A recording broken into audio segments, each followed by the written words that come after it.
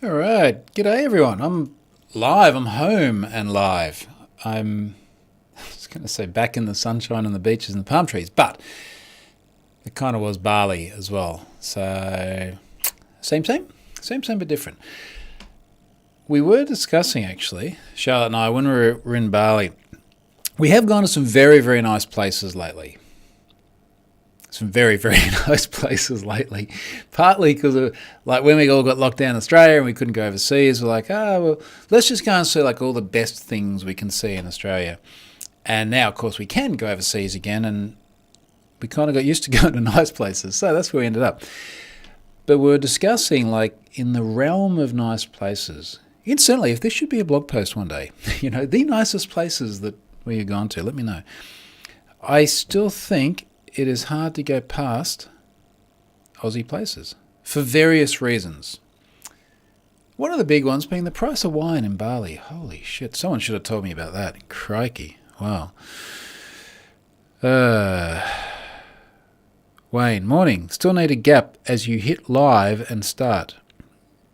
Can you explain what you mean by that Wayne? Did I hit the button too soon? Did I hit the button too late?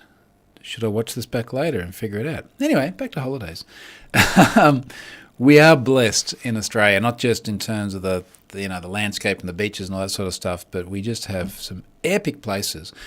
And as lovely as everyone was in Bali, and they were lovely, lovely people, there's something about, and Charlotte and I have had this discussion many times lately, given that we have been to a lot of different places around the world, but there is something about the hospitality in Australia which just, at least to our brains, just nails the professionalism, but the friendliness and the down-to-earthness. And I think what I mean by that, and we'd said this before we went to Bali, I've spent a lot of time in Asia, I spent years living in Asia, but you go to a lot of places in Asia and it feels very extraordinarily polite to the point that you almost feel a bit awkward. Or a lot of the time we'd spend time in the US and it was very much sir and ma'am, and then you go somewhere really nice here and it's g'day, how you doing, Troy and Charlotte, and what can we do to help you, and all the politeness and how can we make this stay awesome. But you kind of end up going, do you want to just sit down and have a beer? Because it's just lovely, lovely service here. Now, that said, we're going to get out and about a lot more now that we can actually go to other places in the world. In fact, I was looking at my tripper today, and I think it was like 40-something days from now, we'll be going back to Europe. So we will be heading back in, when is it? Later in November. And we'll be obviously in Norway for a bunch of time. We'll be in Sweden, we'll be in Denmark, we'll be in Finland, and we'll be in Singapore, just to mix it all up a bit. So if you're in one of those places, Nick 007's in London. G'day, London. Wayne, there is a delay. When you hit live, it says live. It takes 20 seconds before we see you. Now, 20 seconds is about the delay that I get from me talking here to you appearing there. So when you're listening to me right now, I'm actually saying something else, and I don't know what it's going to be because it's 20 seconds in the future. So the way it works, just for everyone knows, I use YouTube, obviously. You're watching me on YouTube, and OBS. And you set up YouTube and you go, hey, I want to go live at a certain time, and you schedule it. You get a stream key, put the stream key in OBS. OBS, you can start streaming to YouTube, and I see the little picture here from like 20 seconds ago. And then when I'm ready, I click the go live button. But I'm never quite sure, am I going live with what's on YouTube or going live with what's on OBS? I'll watch it back later. It all works out eventually. Speaking of those things, because YOLO, I decided to try and fix the fluttering sound of my audio about 15 minutes before starting this live stream, which meant updating software, trying to update drivers, but then on the Focusrite website, you click on download drivers and you get a PDF. So I'm not quite sure how that works. I know that there's still a little bit of background noise. I think it improved from the rudimentary testing I just did after updating some Focusrite software. Now, incidentally, Nick 007, I also got a notification at about 8:03 local. I've got no idea where you are, so it doesn't mean much to me. Local time, but saw your tweet a couple of minutes before. Yeah, okay. I'll look into that. I'll try and work it out. I don't know. At least you know it's not too orchestrated and it's organic. If I was orchestrated, it would be more organised. Anyway. So I'm still trying to sort this out. I think one thing I might try is I'm trying to figure out, was it the YouTube, was it OBS, was it something else? And I think I've figured out it's way upstream, and I think it might just be a bit of background noise now. So I'm going to look at maybe dropping in a filter to cancel out some of that background noise in OBS. But from my testing before, give you a moment's silence so you can hear that. I was starting to have to really crank up the volume to hear any background noise. Anyway, let me jump into it. The usual stuff. Sponsor this week is Collide again, which is fantastic. Collide has been awesome this year. Collide can help you nail third-party audits and internal compliance goals with endpoint security for your entire fleet. Learn more via the link on the blog. This is all about setting compliance goals. We're going to talk about compliance today, actually, with passwords. Employees make them happen.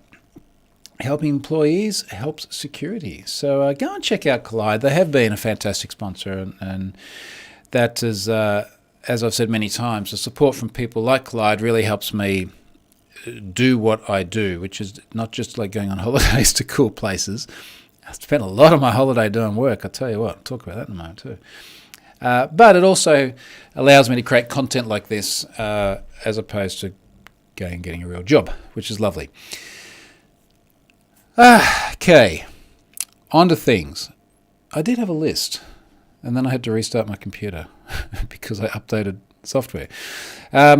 Just while I'm loading this, and it's not a lot today anyway, but I mentioned doing a lot of work while I was away. The Optus data breach thing here in Australia has just been totally nuts. And I talked a lot about it last week while I was away, and I think I sort of got most of it across there. But as the dust kind of settles on all this stuff a week later, for those of you who missed it, in a nutshell, Optus, second largest telco in Australia, massive organisation, about 10 or 11 million people caught up in the data breach, including Scott Helm, because he got an Optus SIM card when he came here for my wedding. Good luck, Scott. And about 20% of those people, so about 2 million people, had their driver's license number and or their passport number and or their Medicare number, which is our government healthcare service, exposed in the breach. And it's fascinating for all sorts of reasons, and it got way more press than a data breach of that size has any right to get. I mean, it's only like 10 or 11 million. It's not even like it's a fraction of the size of Ashley Madison, let alone LinkedIn or Dropbox, let alone MySpace in terms of breaches. But it just somehow all the stars aligned to amplify it. Everything from just atrociously bad messaging from the company to the CEO saying stupid shit. Shout out to TalkTalk. Everyone remembers that. Very similar to the Dido Harding sort of stuff. Nick 007 and others in London would remember that. And then there was a ransom, and then they started dumping data, and then the hacker removed the post and the data and said sorry and went to his bedroom to think about what he'd done. And then other people reposted it. And then the things that are really, really interesting on a longer term basis, I think, is this like massive retention of data well beyond its purpose, or well beyond its useful purpose, i.e. 20 years after someone was no longer a customer. But also, one would argue, in excess of what was ever required. And then this other whole discussion about, are we really that worried about driver's licenses and passport numbers? Because should they be that useful for actually going and getting a loan or a tax return? Why are we dependent on numbers alone, or numbers with a bit of other data, in order to somehow prove your identity? This is nuts.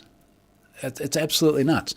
So we'll see if anything changes. Lots of talk in the news at the moment about stuff has to change, there needs to be an inquiry, the Prime Minister's been on the TV, we're not sure who he is because we have so many of them, but he seemed to be upset about the whole thing. So it's just been like massive, massive, massive press here. And in other parts of the world as well. I've done media interviews for countries that have got nothing to do with Australia, but it's like somehow this has ended up in their news. So I did spend a lot of time doing that last week, and even into this week, even today I did a podcast on this. And it's kind of fascinating how much traction it got. So that was my honeymoon. That was part of my honeymoon. Okay, so I did have some stuff on here while we're getting on the high horse about this is not how the world should be. Password rotation. Now, I did not expect the level of traction that this tweet got. But by way of background, and this was not in the tweet, this is the bonus content you get by listening to this video. Yesterday, I had one of these emails from Microsoft, who I don't work for. Thank you very much.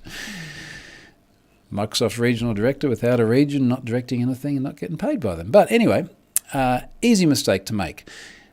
I got an email about my Microsoft 365 Active Directory tenant for TroyHunt.com, and it's like, look, go in and check your security score, and there's some things you can tweak. Anyway, I went in there, and one of the things I thought was quite interesting, and I already had this enabled, was you get this score, like a out of 100 kind of score. And I had a plus 14.29% bump. It's very specific. Because I had enabled do not expire passwords. And there's a little thing here, it says status completed. And then it goes down and there's a description. I'll read this to you, it's short. Research has found that when periodic password resets are enforced, passwords become less secure. Users tend to pick a weaker password and vary it slightly for each reset. I sure as hell did when I worked in the corporate world. Just keep adding one. What did I get up to? I think I got up to like 23 or something. If a user creates a strong password, long, complex, and without any pragmatic words present. What's a pragmatic word? Anywho, it should remain just as strong in the future as it is today. It is Microsoft's official security position to not expire passwords periodically without a specific reason. Now, this is not them, but this is me. So, for example, suspicion of compromise. It has appeared it's in pwned passwords or whatever. And recommends that cloud-only tenants set the password policy to never expire. User impact moderate, implementation cost low. It's like literally just a little toggle. Now, I shared this and then went about my business and thought that would be it. It has had 680,000 impressions. and this, how long ago did I do this? This is 6 minutes short of 24 hours ago. So that's impressive. 916 retweets, 5,323 likes, 325. It just ticked over. There you go. Someone else just seen it. So it's enormously, enormously popular. Huge amount of engagement. I got up this morning. Normally I get up in the morning and I use TweetDeck. Which one is it? TweetBot. Because it has something in it that the native Twitter app really should do, which is I can scroll through to a certain point in my mentions, go to bed, come back the next day and it's still there. Also syncs with my iPad, which is nice. But normally I have like 30 mentions or something overnight, and I flick through them in the space of 5 minutes over my coffee, and that's it. Go down this morning, there's like nearly 300, which was insane. So it's had a huge amount of engagement. Now, I'll talk more about this in a moment. Just knowing some of the comments. Lance says, afternoon for a very wet Sydney, bring a snorkel to NDC Sydney. Actually, that's a good point. Charlotte and I will be at NDC Sydney next week, which is great. And I think some of you know, Charlotte used to be an organiser of NDC. That's how we know each other now. She's an organiser, literally, of TroyHunt.com. So it's nice to go back to these events together because we've got loads and loads of common friends. I'm going to be doing the party talk Thursday night, which is great because it's not recorded and I can say all sorts of shit, which normally I wouldn't do in a recorded talk. And it's fun.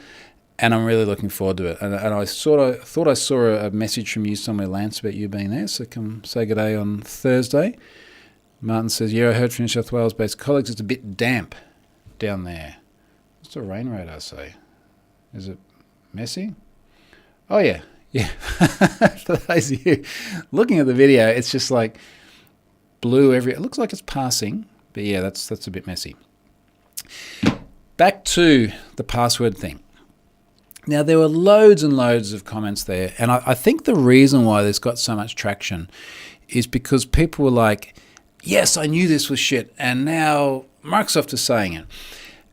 And what kind of surprised me a bit is that this is not new news. Like, this has been out there for so long. In fact, it was 5 years ago I wrote a blog post about authentication involved, password practices for the modern era. And mandated password rotation and getting rid of it was one of the things I picked up on it. And as Nico has just said here in the comments, that was a NIST recommendation. Not just a NIST recommendation, but even in 2017, it was a Microsoft recommendation and an NCSC, National Cybersecurity Centre in the UK, recommendation. And what I really liked about this blog post is just inverting a lot of the security premise that we had lived with for so long, namely mandated password rotation and also arbitrary password complexity criteria, uppercases, lowercases, numbers, etc. Both those things are terrible. They made more sense at one point in the past. They don't make any sense at all now. So, moving forward, it was quite interesting to see all the comments, and I would say it was definitely 90-something% supportive, and I'm going to go like 95% plus supportive. And then there's just a little bit of sentiment there from a couple of people that was sort of counter to all this. It's kind of quite funny because someone's like, oh, I'd like to see the studies based around this. Oh, yeah, Google. So they've been there for ages. This is empirical data as well. We know empirically, because it's very easy to track, that people do make very slight variations to their passwords when they're forced to change it. Now, if you were to obtain someone's password and it was Troy at Pfizer 17 and that didn't work, one might presume that you'd try Troy at Pfizer 18 or Troy at Pfizer 19 because that's this is what people do. So we have a lot of empirical data about that. And what we've really started to recognize over the years is that security as it relates to password strength is about a lot more than entropy. And particularly as we look at things like arbitrary password complexity criteria, this was the original argument. The original argument was entropy, because if you're all lowercase, you've got 26 different possible characters. If you force someone to have at least one uppercase, well, now every position has 52 possible characters. And then if you force numbers, it's 62. And then if you force non-alphanumeric characters, depending on which ones you allow, it's like 70 plus. And mathematically, this is great, because if you now randomly generate every single character in every position of that password that must be at least 8 characters long, you have a lot of entropy because you've got a lot of space that it could occupy. And that's fantastic for every human that acts like a random number generator, which of course they don't. So we end up with the first character capitalized and a 1 and then an exclamation mark at the end and character substitution, all this predictable stuff. And we know this empirically because we have so much access to data. So this is why it's been chucked out many years ago, and it's gradually filtering through to different things. Now, I saw a bunch of people, and I sort of loaded this tweet up a little bit because I said, who out there still works somewhere that forces rotation because reasons? Knowing that it's lots of people, and I thought, I'll get lots of interest in it now. And it will make some fun discussion because I don't really get bored, but I was curious. Not knowing it would get as much as it actually did. The naysayers picked up on a few things. So number one, they go, I'd like to see some stuff. Yeah, it's all out there. Don't worry about that. The other thing is they said, well, it still protects you on compromise, right? So it still protects you if someone else gets the password. Understanding that there are no absolutes in here, i.e. protects, doesn't protect, but rather there are lots of different factors and circumstances. There are several really key things here. So number one is what I just mentioned. When you mandate rotation, people fall back to very predictable patterns, and when you see that number on the end, there's a good chance you can add a 1 or 2 or 3 and you're going to get the right password that's present now, even if the one compromised was from several passwords ago. So that erodes the usefulness of rotation. The other thing is you're making an assumption that the password is exposed at a point in time after it has been changed.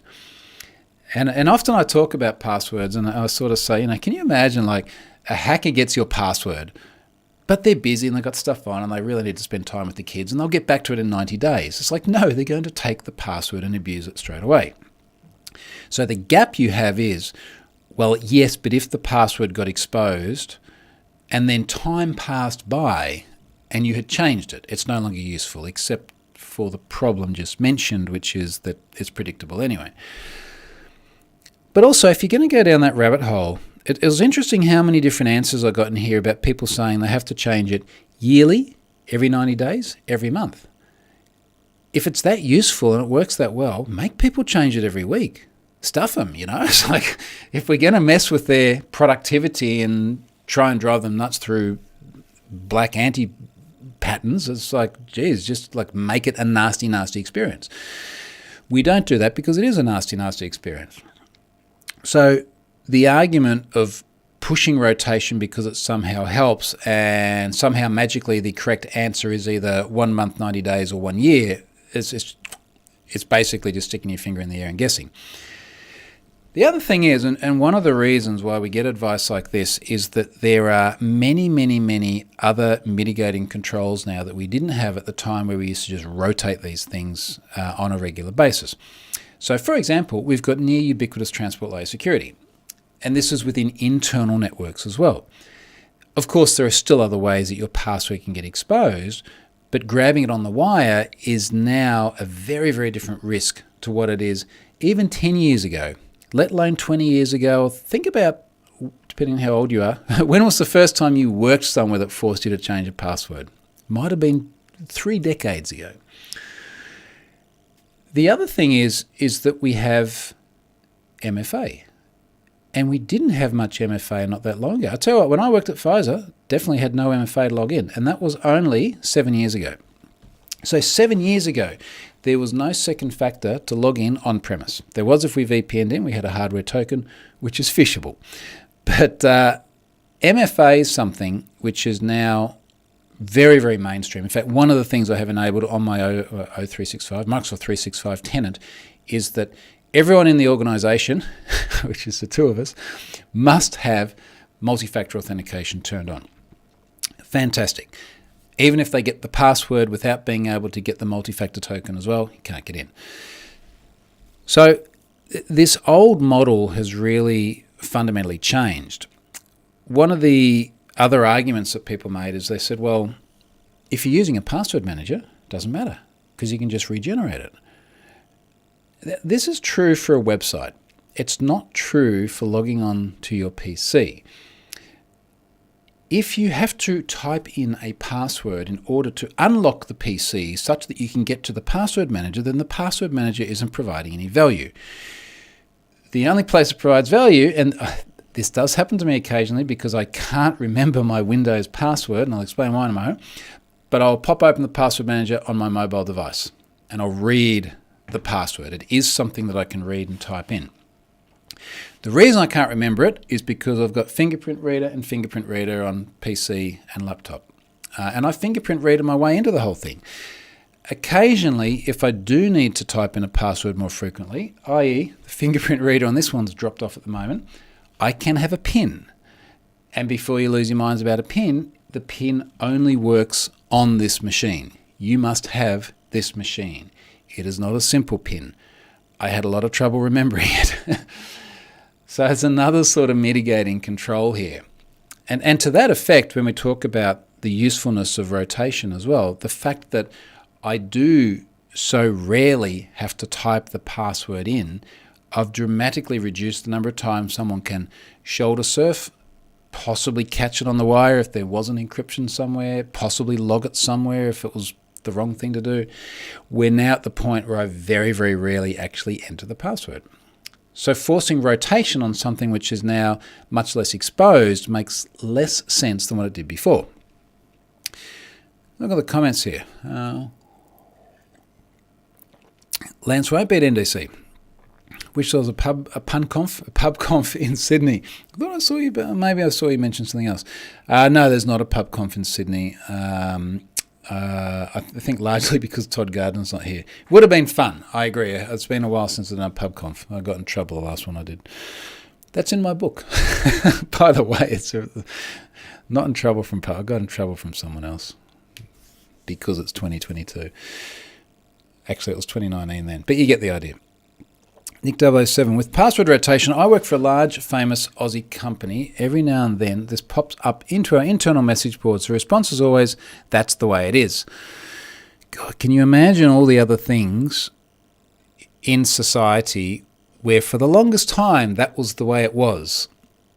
And I'm not even going to mention them because it will cause trouble. But just think about the most recalcitrant things that we look at now. And for many, many years, decades, centuries, it was like, that's the way it is. It will change, but it's slow. Luke says, window domain complexity requirements considers password 123 a sufficiently complex password. Well, there's not alphanumeric in that. What you got to do is you got to change the A in password to an at, and you're good to go. Where are we? Lance is... heading to Bathurst. Oh, okay. Yeah. Bathurst is this weekend, isn't it? I should watch some of that. That'd be good. Luke says, many people change their password frequently and they'll just start storing it insecurely. It might be the Post-it note thing. I think there's somewhat of an argument to say that in certain circumstances the Post-it note is not as bad as what we have made it out to be before. If it was my mum and dad putting a Post-it note on a PC at home in their premises, and it gave them a way of having unique, strong passwords, it is a different story to posting it on your monitor in your place of work. Ideally, password manager. Dale E says, we have so many policies required for security. One is we have to be connected to the company VPN, but it's not a full tunnel, so I'm not sure what the point of it is. Martin agrees. Yeah, I don't get split tunnels either. MS used to recommend for SFB to get around the quality issues, but from a security point of view, it's not great. So a split tunnel is where you'll have some things going over your VPN, say to your place of work, and other things going out over the clear net. Look, that may be because there are resources that you want to access in the corporate environment, and then there are other resources which are public, and you don't need to go through the tunnel. I can kind of see some arguments for that. Lance, so many orgs I've worked for still rotating passwords, some more than others, and limited MFA options. So, no FIDO, WebAuthn. I guess, particularly in the case like WebAuthn, these are relatively new technologies. That the thing that we've got to remember is the reason we still have passwords and the reason that so many people use them is that for all their faults, and there's a lot of faults, and for all the technical strengths of things like U2F keys, the thing that passwords does better than anything else is that everyone knows how to use them. The barrier to entry for passwords is extraordinarily low. Mum and Dad, no problems with a password. My 10-year-old daughter, no problems with a password. She'd probably have no problems with a U2F key, actually, come to think about it. Other than the fact she'd have to keep it on herself and she loses stuff all the time. But explaining that to mum and dad and why that's necessary is a harder thing. So passwords do have, let's not beat up too badly on passwords. There is something that they do better than everything else. Cryokami says, personally, I'm not a big fan of fingerprint readers as a standalone solution. They're usually not entirely standalone. They are usually there with a fallback position. Good example, I spend a lot of time in the water here because Gold Coast. And sometimes I spend too much time in the water. You come out, your fingers are all wrinkly, fingerprint reader doesn't work. We have all been in circumstances in recent years where we've been wearing masks. Face ID often doesn't work, depending on how you configure your iThing. So you usually fall back. If you were going down a direction of you can't change your fingerprints if they get compromised, yada, yada, yada, I vehemently disagree with that. There is a blog post, search for me, Troy Hunt Biometrics. It explains why. Nick 007, we even have laptops that have facial recognition, can do Windows Hello. So Windows Hello uses a combination of the camera and an IR sensor as well. Laptops have fingerprint readers, but they aren't bloody security compliant approved. So one of the constant themes that came through in the responses to this tweet was because compliance, because SOC, because PCI. And that's a big ship to turn around, to change that way of thinking. And we've all done things because compliance. I guess more progressive organisations are trying to take the view that the objectives of compliance need to actually be achieved by the controls that they put in place. So this is why compliance becomes such a dirty word. I've still got the Collide website open here. Set compliance goals, employees make them happy. Like stuff that is achievable and practical. And when you get to a point where there are compliance goals that are counterintuitive, then change the compliance. Like, okay, it is harder if it's a regulatory regime. Someone mentioned HIPAA. I'm not sure if HIPAA still requires mandated password rotation. If it does, there are other people that need to lobby and push the HIPAA folks to try and drive a change in that. But you are kind of subject to that if you need to be HIPAA compliant because you're in healthcare or whatever. If it is an internal process, and we had lots of internal compliance objectives in Pfizer, that is something that you can fix internally. And it might just be a matter of time, and maybe you need to wait till you get a new compliance officer or a new CIO or something like that to drive it in a different direction. But you got to lobby people on this because we know that it was a crap thing. It pissed people off. It didn't work too well. We got better ways of doing it now. Luke says, to be fair, you can't dump the memory of a Post-it note. No. Someone made a comment on the blog post, on the tweet, which I thought was quite funny, where they said, this whole thing about mandated password rotation is really just a conspiracy theory from Big Post-it Note. It's like the Post-it Note industry wants to keep rotation alive because they sell a lot of Post-it notes. Lance says, most time fingerprints are combined with the device, something you are and something you have.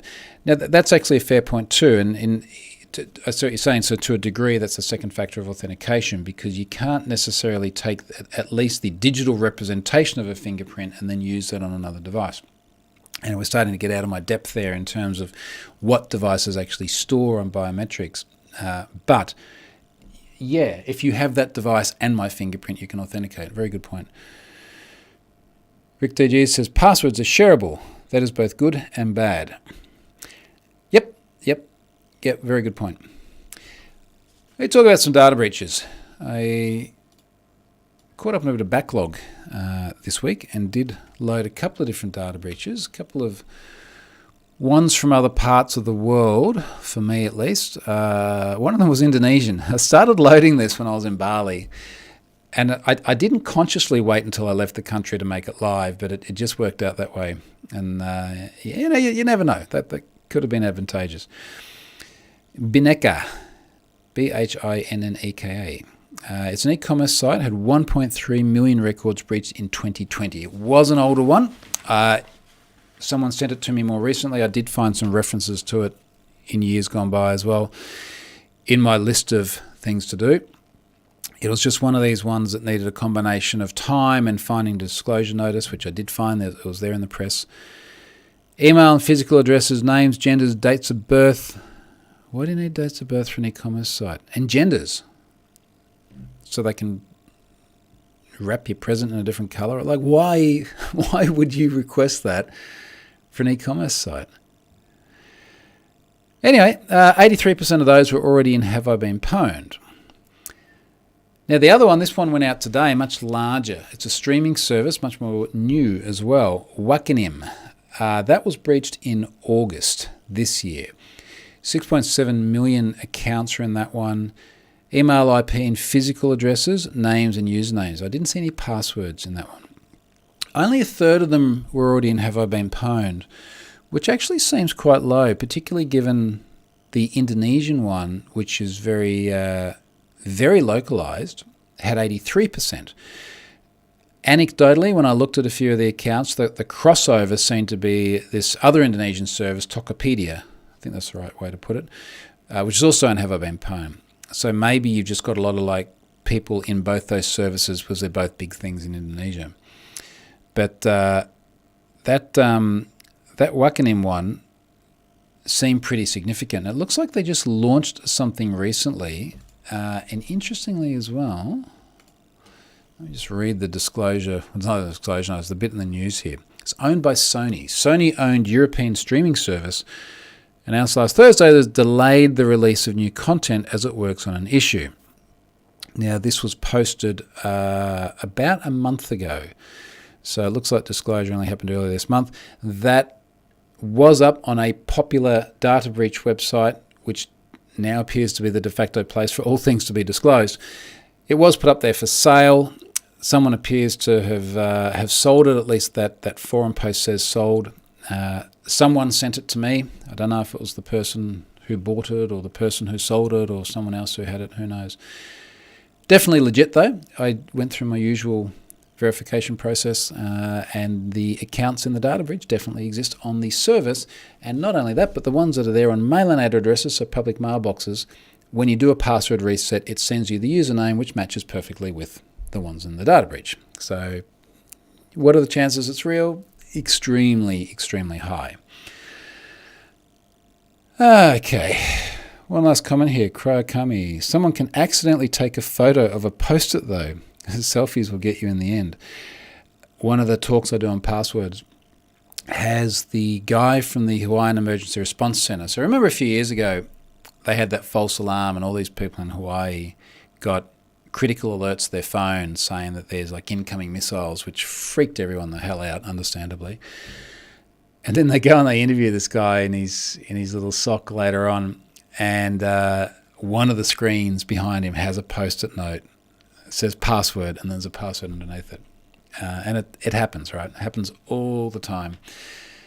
Maybe less so now that we're getting rid of this stupid rotation thing. Anyway, we'll see how much more traction that gets over the coming days. That seems to have been one of my most popular tweets ever, very, very accidentally. Way more popular than my wedding tweet. Come on, man. That's a nice photo. Okay, with that, I'm going to end the stream now and go off and do some other things. I'll come back to you. Might even be Saturday next week because I've got NDC. But I will have done an NDC. So thank you very much for watching, and I'll see you in either 7 or 8 days. Cheers, folks.